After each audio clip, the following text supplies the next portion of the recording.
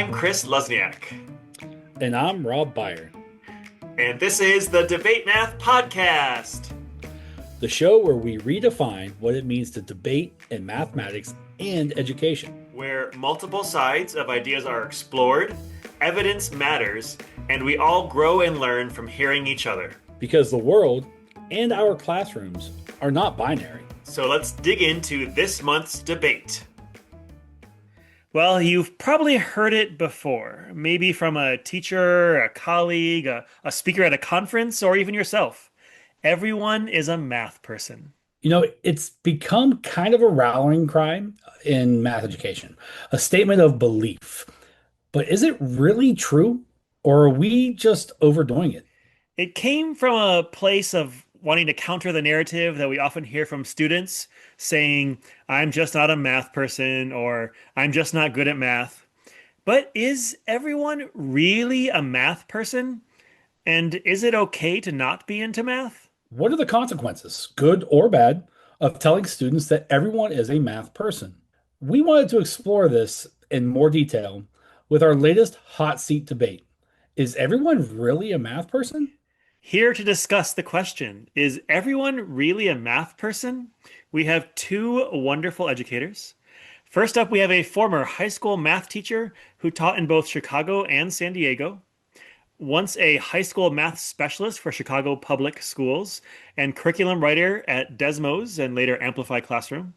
He is currently director of community partnerships for the Math Happens Foundation. And you may have seen some of his recent viral Instagram series, including Approximately Equal and Vehicle Chat. It was totally wild and unexpected, in his words. It's Chris No. Hi, Chris. Hello, great to be here. Glad to have you here. Can you tell our listeners where you are and what your current role is and more about yourself? Yeah, it's great to be on the podcast. Huge fan. Kept a little surprised it's taken this long to get me on, to be honest.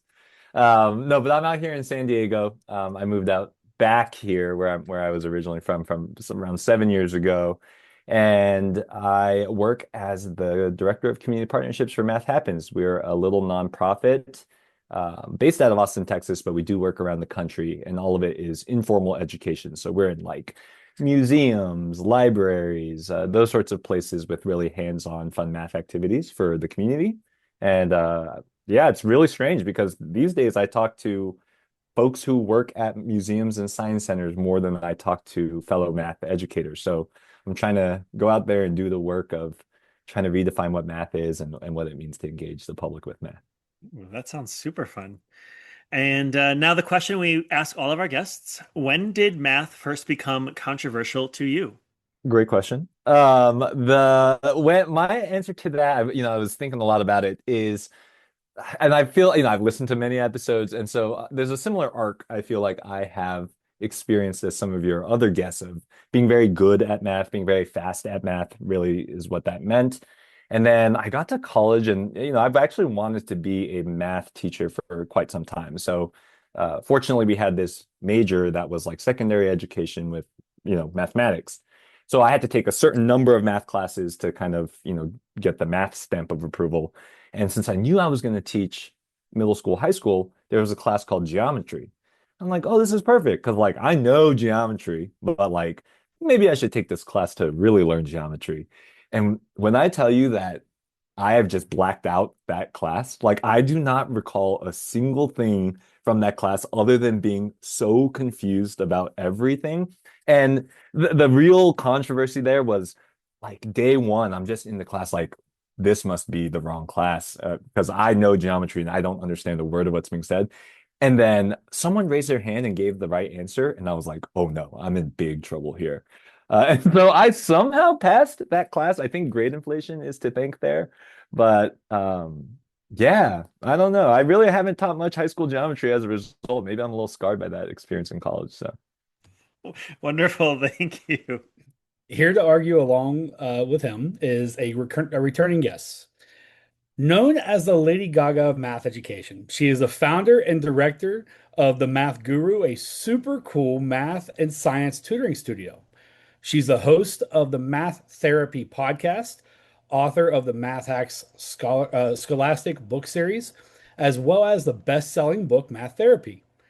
And she is a lead singer for the rock band Good Night Sunrise. Check out their new song Overview on Spotify. Also, she failed grade 11 math twice, which is the best thing that has ever happened to her. It is Vanessa Vicario. Welcome back, Vanessa. Oh my God. Hello. Wow. Thank you for having me. Thank you for promoting our new single. Thanks for doing the people's work. The people's work is promoting your new single. I love it. Well, why are we Um, really here? Um, you're gonna ask me to talk about myself, and I'm just gonna say that I feel like you've summed it all up. Math pun intended. I don't know what else to really say. I think you've covered it all. Like I think we just what else is there to know? well, I do want to know, when did math first become controversial to you? And it could be something you said before. Okay, so here's the thing. Here's the good news. I actually have no clue what I said before. So, and also, I feel like there are so many answers I could give to that question because there are so many ways in which math continues to become more and more controversial, I find, with every passing day. But I will say something that occurred to me while I was listening to Chris tell his incredible intro, and I was like panicking, being like, what am I going to say? And I thought back to one of the earliest moments when math became controversial for me, which was, I believe, when I found out that you could, in fact, divide by zero. Like, do you know what I mean? It was like one of those things of like, you can't divide by zero. Oh, but all of a sudden in calculus, you can do this whole limit thing and like, blah, blah, blah, blah. And I was like, excuse me, are we allowed to swear? Are we swearing on this podcast? Okay, so I was like, what the fuck? Okay, you're telling me that you've been lying to me my entire math. You just like made up this convenient rule because you were like, oh, we're just gonna like tell the kids you can't divide by zero because it's too like impractical for them right now to understand this thing. And then later like lie and change the whole thing. And I was like, like we like to position math as this like truth, but like in that truth, in lies so many lies that we tell people along the way. And I feel that that is a little controversial. I feel a little weird about it. Thank you. Yeah, and with that, let's get into the debate.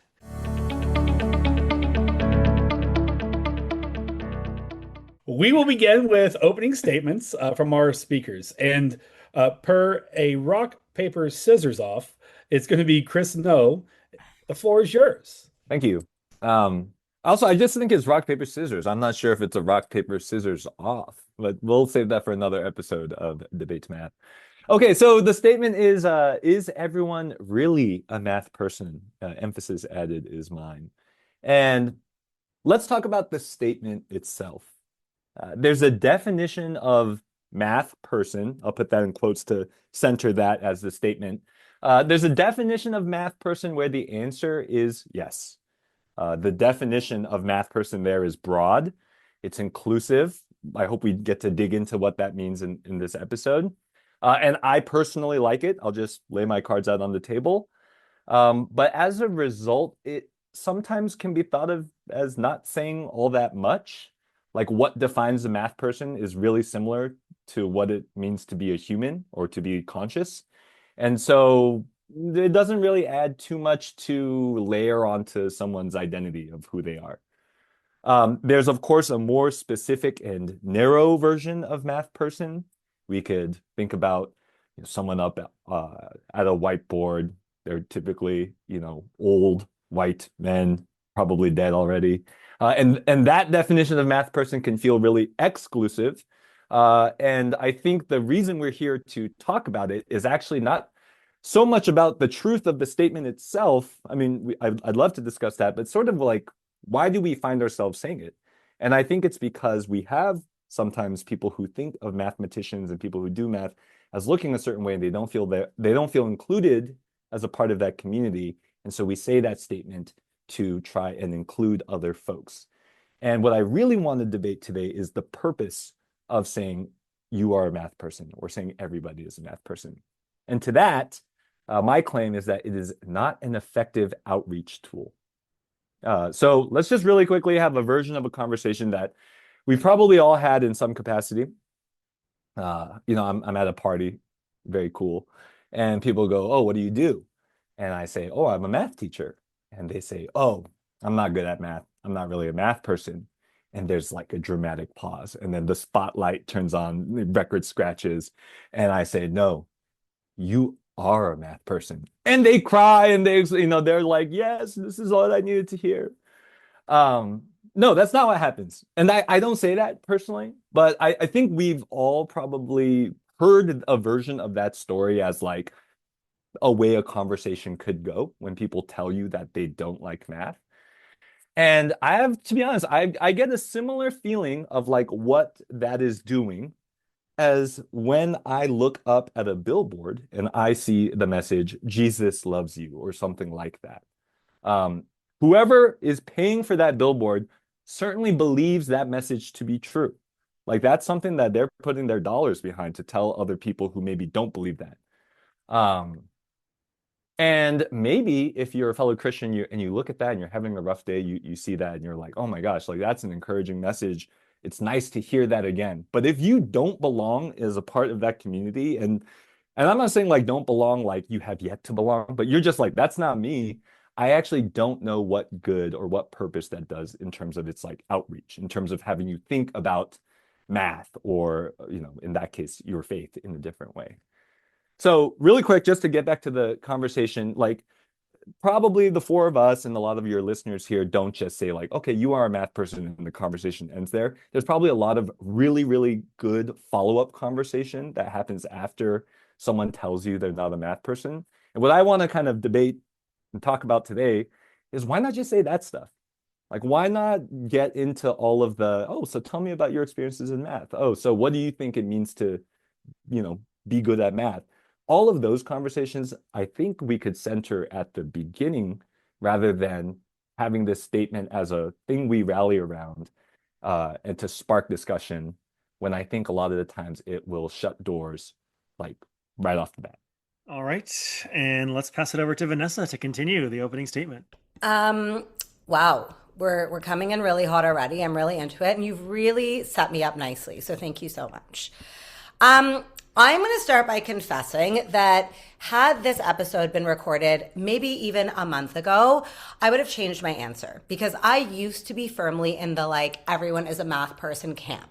Like I personally feel I helped popularize that sentence, like I put it on slides, I put it on merch, I literally said it on stages.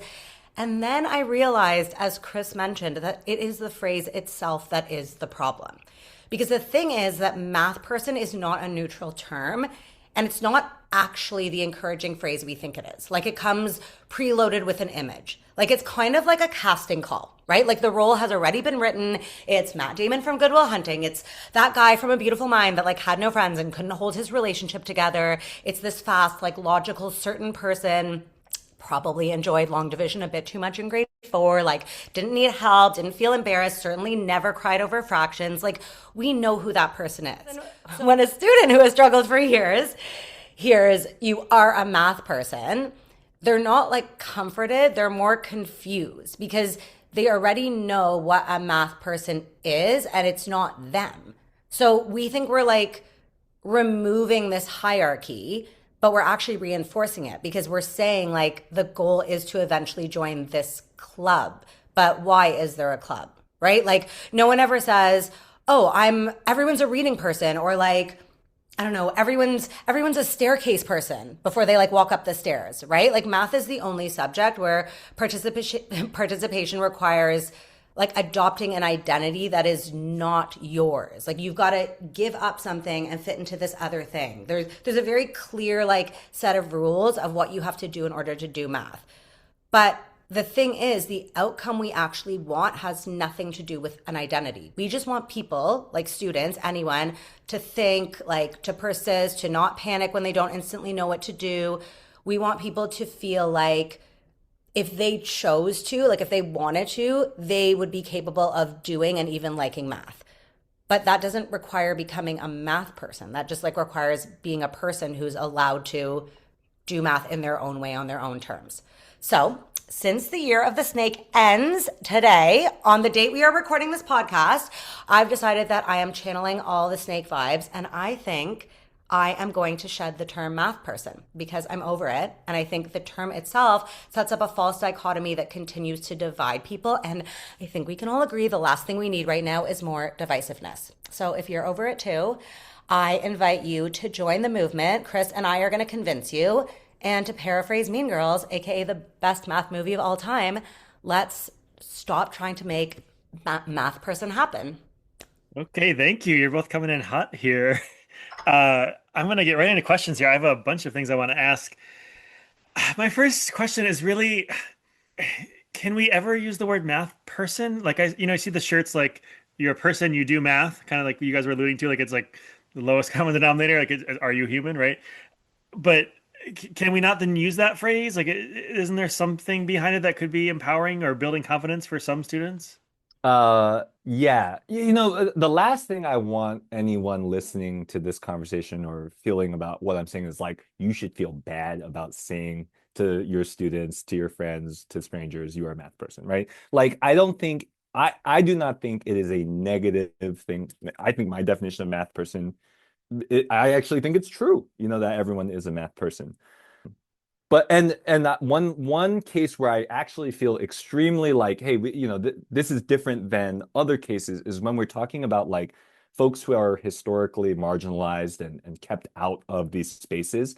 There's times where that phrase can be really powerful of like, wow, you maybe have never considered that I am seeing you like this, but I am seeing you like this, and I'd love for you to see it like yourself. So I do, there's so many times where I think, as a teacher, it's something that I told my kids.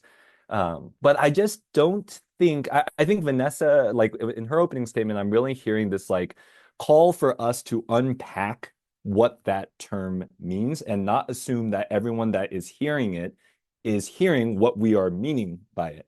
And so often when it's on a sticker or when it's on a t-shirt, it's not doing that work. It's like just kind of telling people what they are and goodbye, like I think we should not say it, just dig a little deeper into what do we mean by what we're saying and how can we communicate that.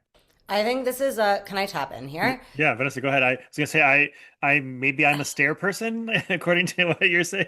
So I love, first of all, absolutely echoing what Chris said. In no way am I like, if you're using it, you're damaging kids. Like, no, not at all. Like, first of all, I just love giving a hot take. And also I'm like, let's do something different. But really the crux of this is actually mathematics, which is when we use terms in mathematics, we define them so that we all have the same definition of them. And that is what is happening when we say math person. We're not defining it. We are just assuming that the recipient has the same definition as we do. And this is problematic, by the way, in most communication that like happens in the world. But I have found that actually one of the most powerful things you can do if a student or a person in front of you is claiming not to be a math person, instead of responding with you are a math person, the best thing ever is that rich moment when you can say, what does being a math person mean to you?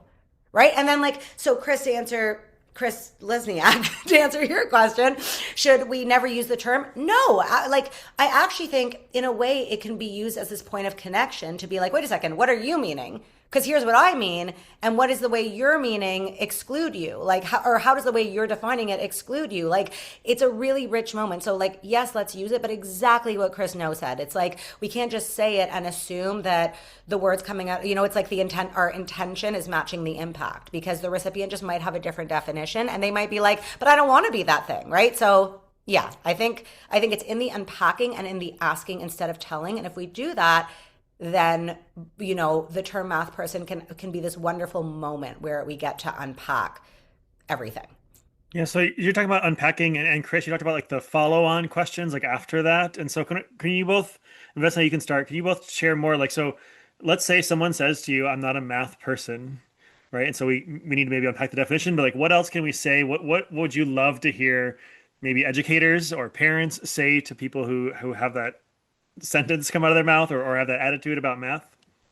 This is like my favorite moment, and one of like my number one teacher moves is simply to ask the question like, wait, what does the term math person mean to you? Like, what is a math person? That's it. That's all you have to do. And I like that because it doesn't require you as the asker. Like, let's say a parent is listening or someone's listening right now who's like really uncomfortable around math themselves. And they're like, how do I convince someone they're, good at math when I feel shitty about math? This is actually just like literally, okay, the person says, I'm not a math person. And you respond with, what is a math person? The end. And like, see what happens. Right? Because then too, I feel like this is my favorite thing. It's like, as soon as you ask that question, you're going to start hearing from the recipient these things that they feel they're not. You're going to hear the areas where they feel they don't belong. That gives you a window into what their math trauma might be, where they might have been excluded, what might have given them that impression. And now you have like, because the point is not to catch them in a gotcha moment. You're not trying to be like, what? Like, hold on. Like, I do this all the time. I'll be like, really? You don't do math? Like, you said you liked baking. Like, gotcha. Like, no, like, that's not the point, right? The point is for them to start wondering themselves, like, like, is this definition I'm carrying helping or hindering me? Yeah. And man, totally. Like that is like the question I feel like should be like top of mind. I think some of that snake shedding, it could be like trying to have that rise to the top. If they're bad at math, I'd be like, yeah, you're probably not a math person, and if they, no, I'm just joking. I would definitely ask follow-up questions. And I actually am just so in love with what Vanessa said, and I just to play that out a little bit more, I think it would be like, oh, what do you think a math person is? And let's say they say something like, well, I was never good at math in school, or I failed, a class. And it can diverge a lot of ways, but I think that is how unique that statement, it speaks to how unique folks' experiences and why they feel like they're not a math person. Like that could just be so different. And one message to rule them all here to try and catch all of those is a really, really, really tricky thing. And so a question rather than an identity statement is doing completely different work.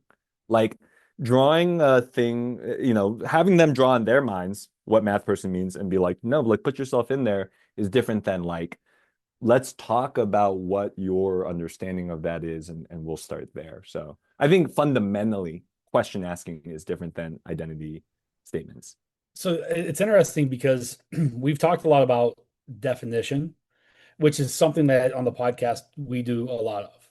But then, like, Chris, no, you just talked about having like an identity statement. And there's something to like like for math identity and building math identity at a young age and for historically marginalized students. So why aren't we okay, or maybe we are okay, maybe I misheard, but like, why aren't we okay with just like saying like, hey, you are a math person to everybody?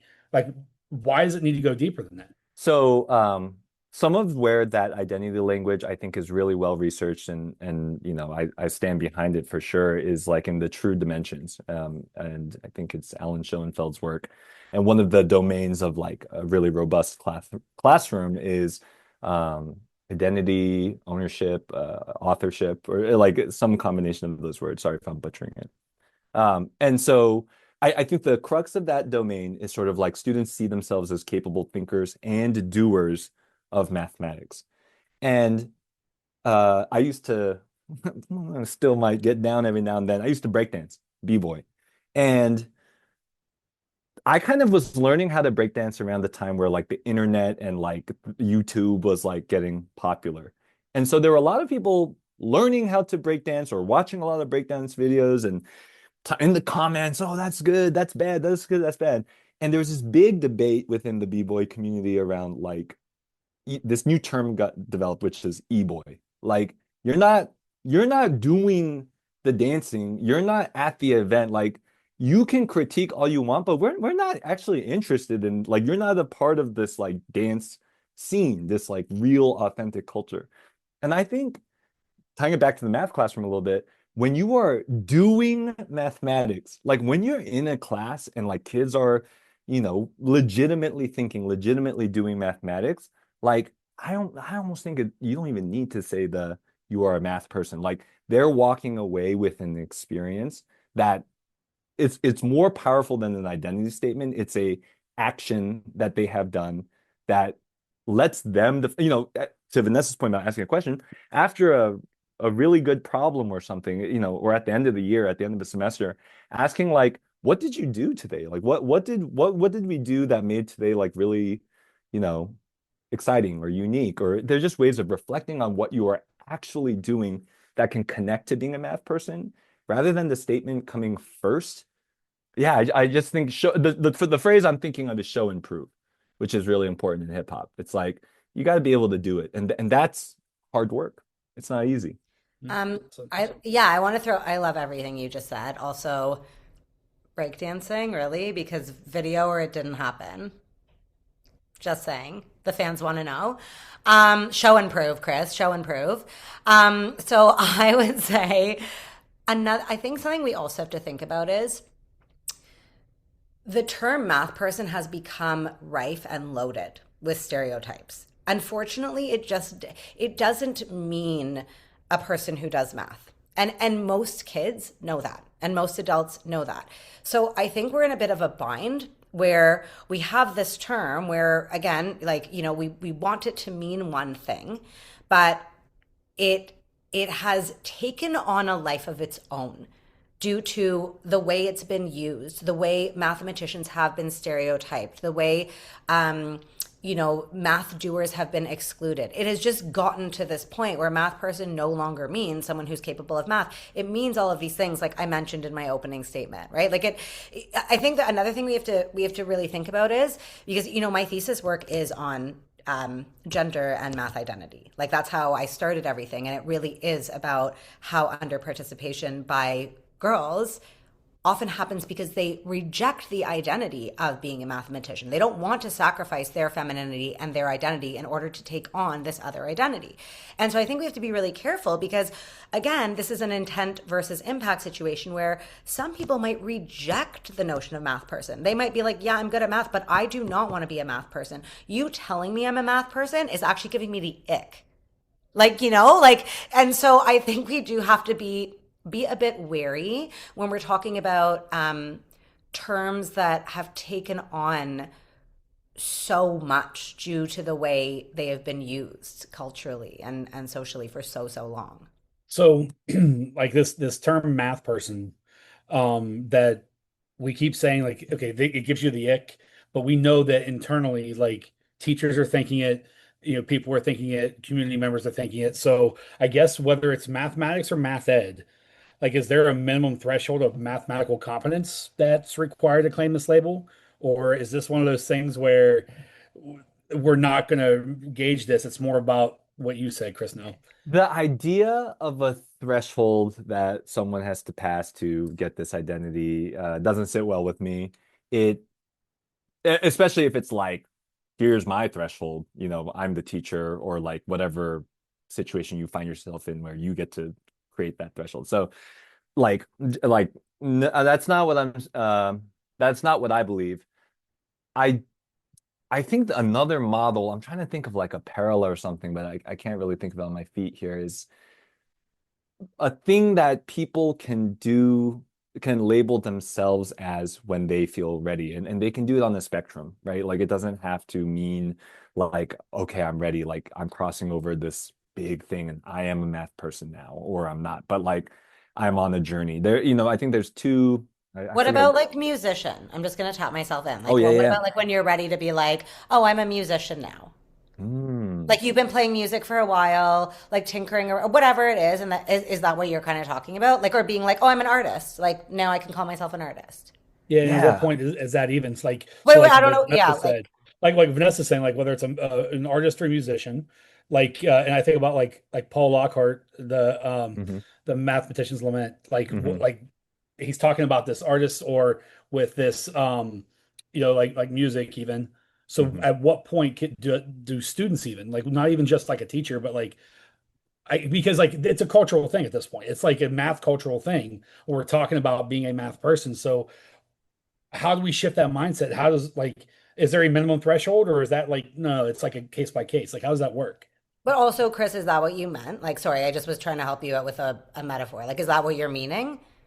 For Uh, Are we all? Something about the musician thing feels like it's this question of like, when am I a professional? This, and it's like, oh, do I like make money by doing it, or But like, isn't that the same with mathematician? I feel like that's been the debate for so oh yeah, long, is yeah, right? like, are you a professor? Yeah, Or like when can you call yourself a mathematician? And then we're like, so Mhm. we need to start saying math person or mather because right? Like I feel like it almost is like, Oh, why interesting. does musician mean like I am a musician professionally, but I don't make any money? Like, does that make me a Mhm. music? Like, do you know what I mean? Like, I wonder if Mhm. it is actually kind of similar. Mhm. Mhm.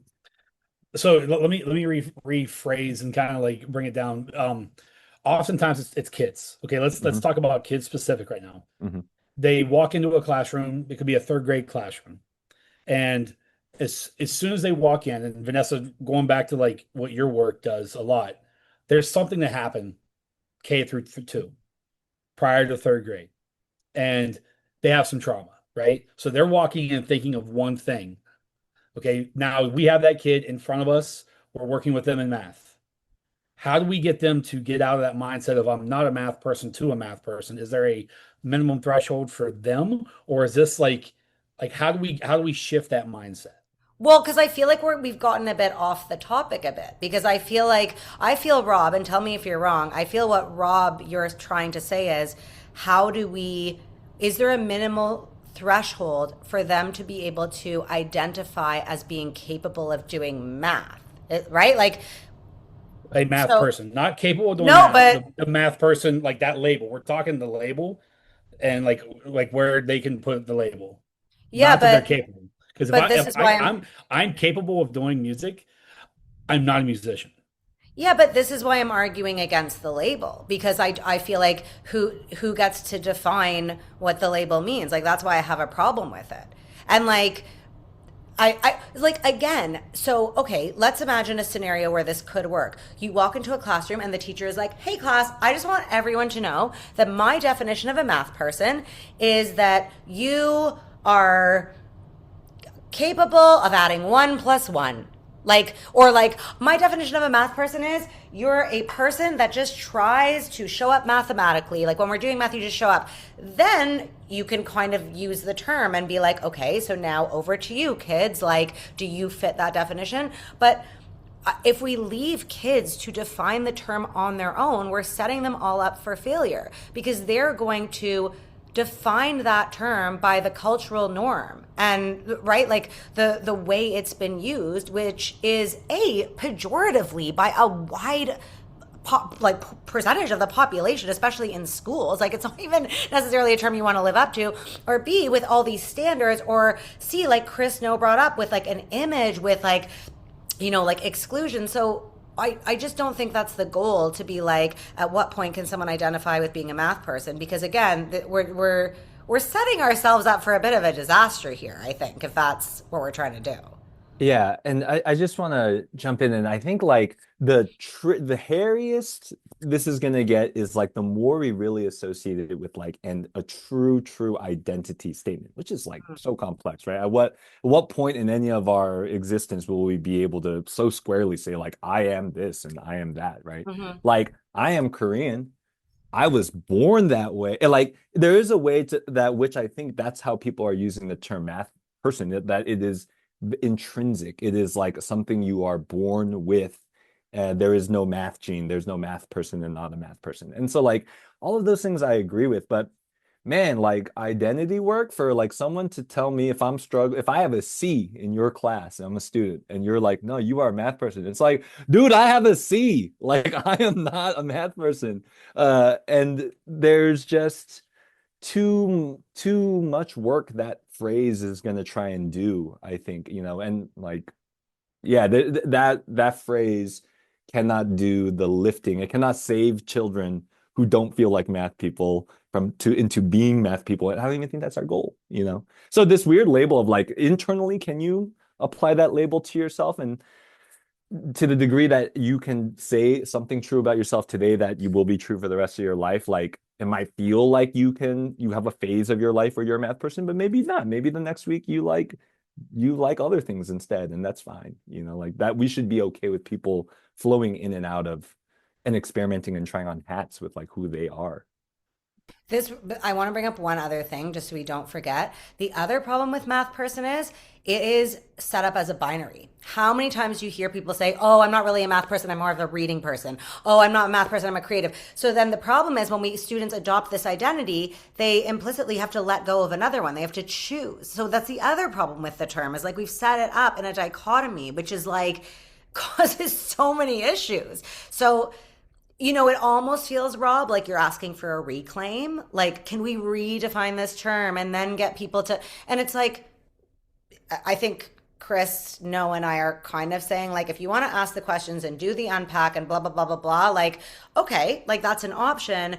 But I really like what Chris is saying about the identity statement and about just the idea that words have power, but they're not everything. So the goal isn't for someone to be like, okay, I can finally label myself a math person. I think all of us who use that term very well meaningly and like by all means continue doing it, but like do some of the unpack work. I think we all have a much bigger intention behind that term. We're wanting students to feel like they belong. We're wanting them to engage. We're wanting them to see themselves as a part of math culture. We're wanting them to bring their entire identity in and say, yes, you as you are, you're a math person because no matter who you are, you're a math person. I get what we're doing, but then what we're doing accidentally is using this very limiting label to include them. And like in doing so, it is a bit exclusive. Like it just can't help it. I want to kind of take a opposite view of that. Like I'm thinking like if someone's listening to this and they're like, I agree with them. Okay, so I'm gonna not say everyone's a math person. Then are we just kind of sending subtle messages that we give up on some kids? Like, are they not going to hear these positive messages about them being good at math? And so are we actually then doing harm in a different way? Like, is this a lose-lose situation here? Yeah, well, if they're bad at math, I'd be like, yeah. Well, I think mainstream cultural work of like changing mainstream perceptions and cultural work, like I'm talking about this like I'm some kind of expert on it, and I'm not. But it's like has to be rooted, I think, in doing. Sorry, folks. I know it's easy to print a sticker and to like tell people they're math people, they're a math person, and to say everyone in fact is a math person, and that what is way harder is going to be like completely reassembling your pedagogy to have kids actually be doing and thinking mathematically and like detracking your school and getting everyone to learn math together and see like there's some hard work that we can do that will accomplish that goal. I think we should not rely on the leading identity statement to then like have this trickle down effect where that gets all the results you want. Like all of that work is what we should be focusing on. I think that's an extremely powerful form of outreach. With my current job, like we show up to museums, every museum is very skeptical that a 4-hour long math play table is going to be fun. And we see folks like staying there for like 30 minutes, 45 minutes, and the museum staff is always commenting like, on average, like kids spend around 5 minutes. It's called dwell time in the museum world, like just bopping from exhibit to exhibit, right? But they'll stay at this math table and they'll just like play with tiles and things like that. And I'm like, we really don't need to like on their way out be like, hey, you're a math person. Like I think they're gonna talk about it at the dinner table, and I think that's the work that if we do more of and connects to what they're doing in school and everything like that, I think that is how I don't think it's a lose-lose. I think focusing on other things is a powerful way of doing math outreach. I also think I will say, I think there's a world where like Lady Gaga comes out with a new song called like Born a Math Person, and that actually could that could be the thing. And right? Like, yeah, like okay, there we go. Like I'm all for a marketing campaign where like some celebrity redefines math in like across the globe and like boom, bam, done. Like being a math person, it's like born this way. Like I'm a math person, whoever you are, you do math. Like great, that would be awesome. Right? Like, just so everyone knows who's listening, Chris No is shaking his head vigorously right now. Like, up and down, nodding. He's nodding. He's like in agreement with me here. He's break dancing to this song that we're writing about being a math person. No, but for real, I do. But I think it's like that's the thing. We would have to like really do a little like year of the snake on the math person and like really change the term so that it means what we're all trying to say. Because right now it just doesn't mean that to most people. Hey, and on that note, that concludes our questioning round. Hi, listeners. Before we get into final arguments, we want to pause and have you ponder for a moment. What did the guest just say? And what stood out for you? Whatever is on your mind, we want to hear it. Did you know you can text us your thoughts? Just head to the show notes for this episode and look for the Text Us link. We'd love to hear what you have to say. And with that, let's hear our closing All right. statements. We'll now end by giving this pair a few minutes to make their final arguments to you. And I think, Vanessa, you're going to start us off.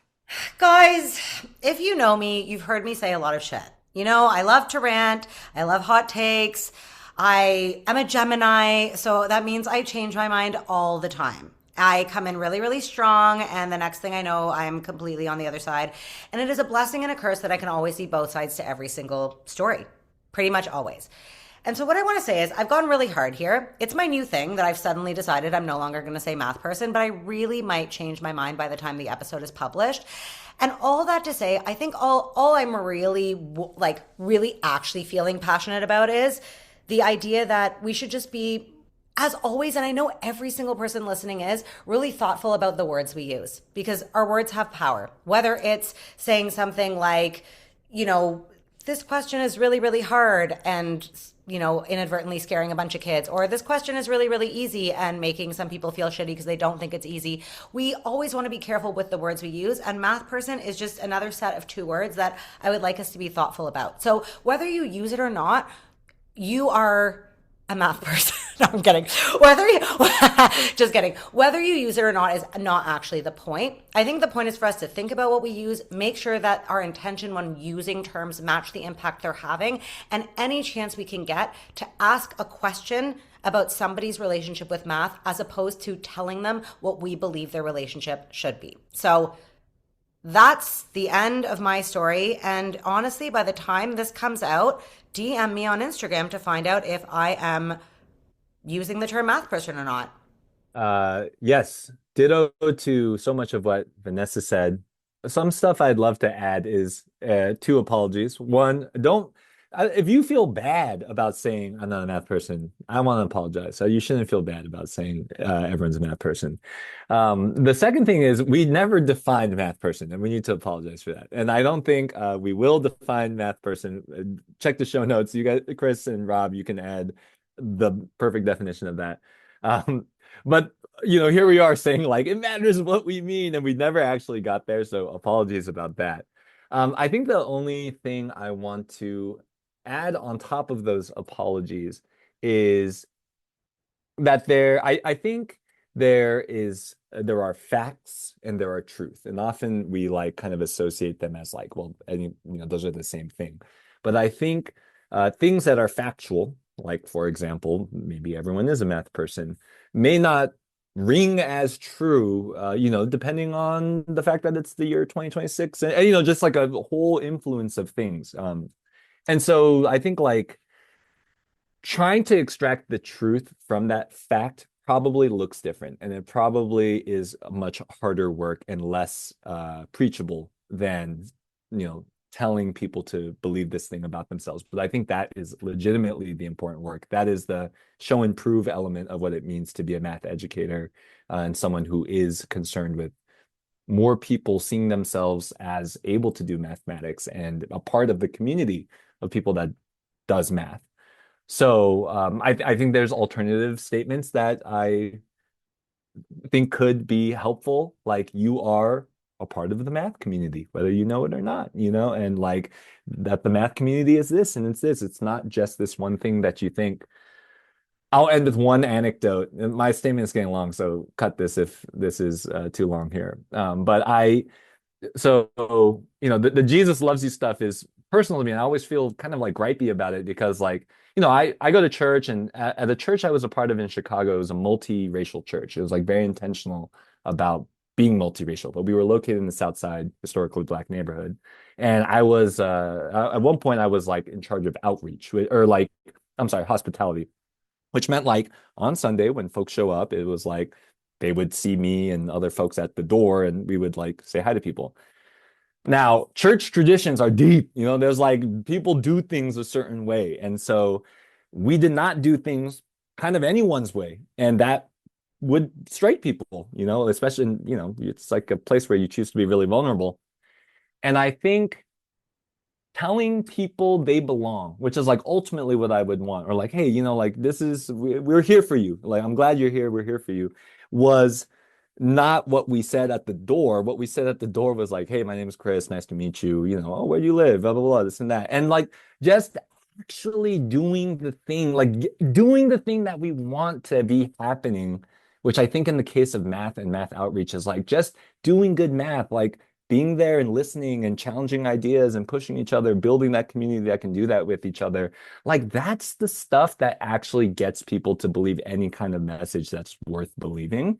And yeah, really this like this identity stuff, the identity statement stuff feels very back end to me of like, great, say it at the end, say it to like summarize a point, but lead with the doing. And I think there's a lot of room for us to be doing that in terms of math outreach, just at large. Thank you both. And that concludes this debate. You've given us definitely a lot to think about. And now it's up to our listeners to take a moment, ponder the arguments, share with friends, and consider what resonated with you.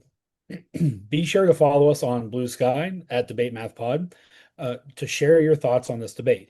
And again, huge thanks to our guests. You were awesome and thoughtful and came in spicy, but also showed how adults can bring up spicy ideas without being too much or without being offensive.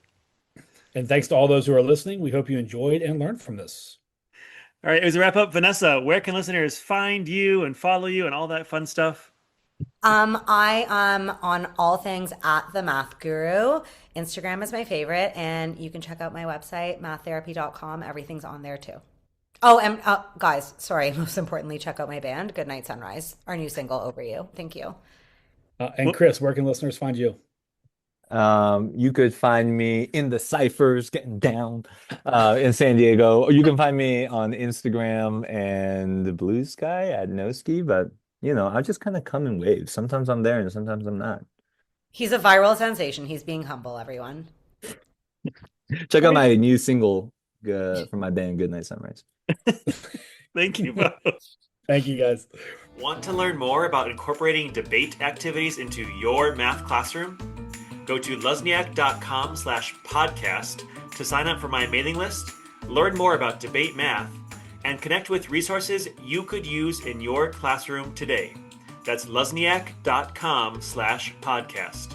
Feel free to reach out to us with comments and questions on debatemath.com, or follow us on social media at debatemath or at debatemathpod on Twitter. And don't forget that you can text us with your thoughts on any of the debates too. You can also rate and review us on Apple Podcasts. Or wherever you listen to this podcast. Your feedback is super important to us. Well, that's all from us. Looking forward to debating with you next episode. Until next time, cheers. All right. Guys. Hold on. Oh. We'll now end by... She's so eager. Feels like a horse, like bounding into the new year. Okay.